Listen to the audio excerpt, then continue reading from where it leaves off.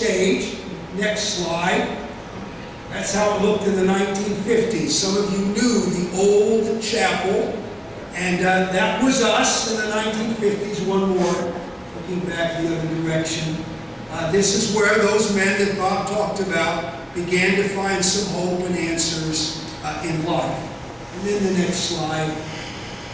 That's the new chapel. That's where we are today. 55 years later, it still houses all that we believe. Now, when we renovated this building, we placed right beneath where I'm standing, Steve Goodman, operations manager, measured it all out, so to be precise, directly beneath me, we had a little ceremony. One of the men in the program said, you know, we ought to do something special before they pour the slab. And we thought that was a good idea. And so we buried a Bible directly beneath the pulpit. So, Pastor Carter, when you come to speak in just a little bit, you will be standing firmly on the Word of God. Amen. Amen.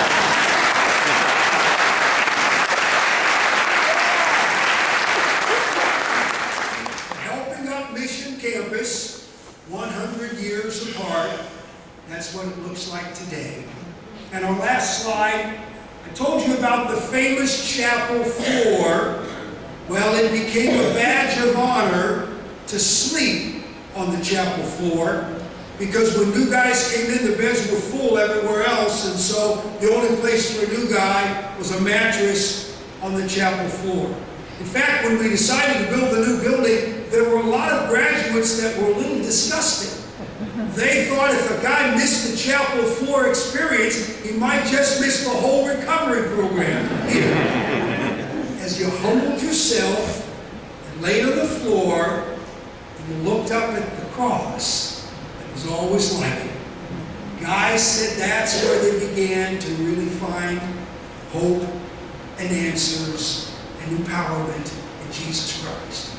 I want to ask one of the guys who slept on that chapel floor to come and share with you a word. Now, we've got parts of chapel floor all over, including the cross out there, but I want a guy to share with you firsthand what it was all about. Kris Sharrar is Development Director here.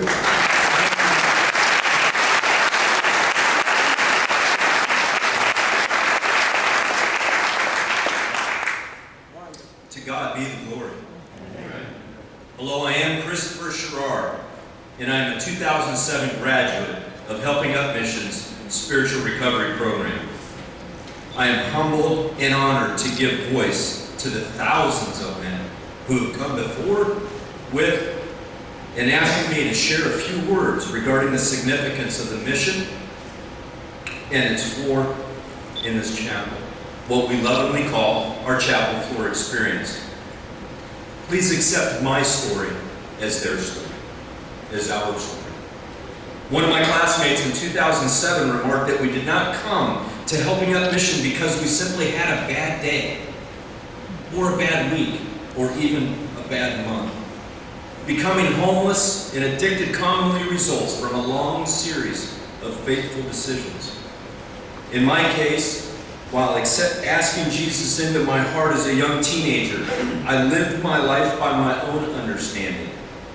I lived as though all of God's blessings in my life were mine to own and to use for my personal gain, my inheritance, if you will. I was impressed by my own intellect, and I was convinced that my plans were actually God's plans for my life. My family, my career, my possessions, any achievements, reputation, all my personal doing. You've likely guessed it by now, I became a prodigal. A prideful, boastful prodigal. In the summer of 2005, while not living or working in Baltimore, I came to this foreign land to satisfy my sinful nature. In the wrong places, with the wrong types of people, doing the wrong types of things. Truly riotous living. And in very short order, Baltimore became the city of my personal destruction. Within 6 months, I'd lost everything near and dear to me, or so it seemed.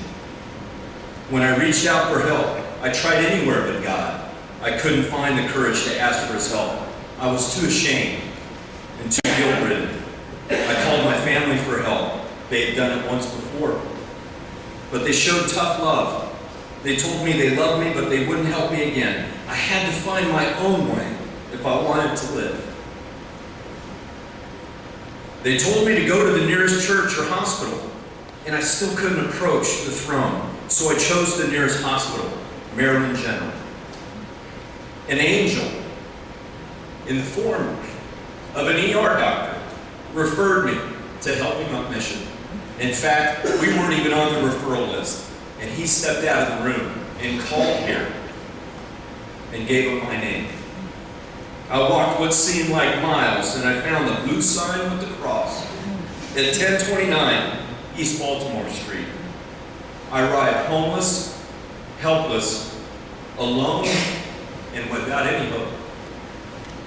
I spent the weekend as an overnight guest, sleeping on the chapel floor, before applying to enter the spiritual recovery program. I will forever remember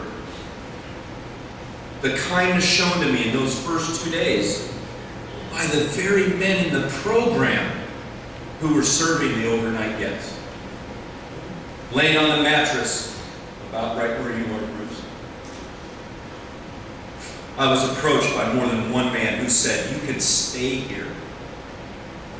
And it was in this chapel at age 42, as a Christian, I heard for the first words, 30 of those years as a Christian, I heard for the first time God's words written in Jeremiah 29:11. "For I know the plans I have for you, declares the Lord. Plans to prosper you and not harm you. Plans to give you hope in a future." From my first day here, I was no longer homeless. And the help came. And the hope came. In truth, my spiritual journey and recovery journey began with my chapel floor experience.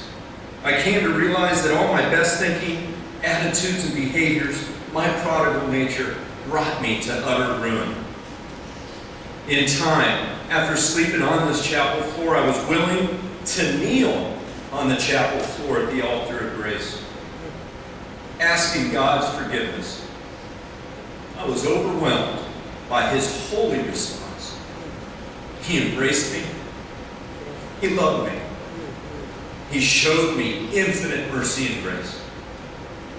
And my spiritual journey continues, as well as my recovery journey, right here in this chapel.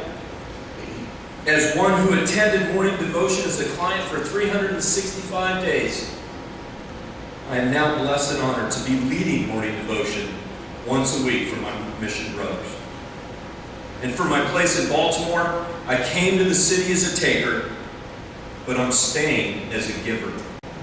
This may have started as my city of addiction, but by God's grace, it is the city of my redemption. And as one of the many graduate staff members and interns, I'm contributing to the work God is anointing here. It's my blessing and joy to share the mission story, this gospel story, throughout Baltimore. In fact, Baltimore may include some space known as the block, but together, with God's blessing, we can boldly declare our space on the same street as God's block. To God be the glory forever and ever. Amen.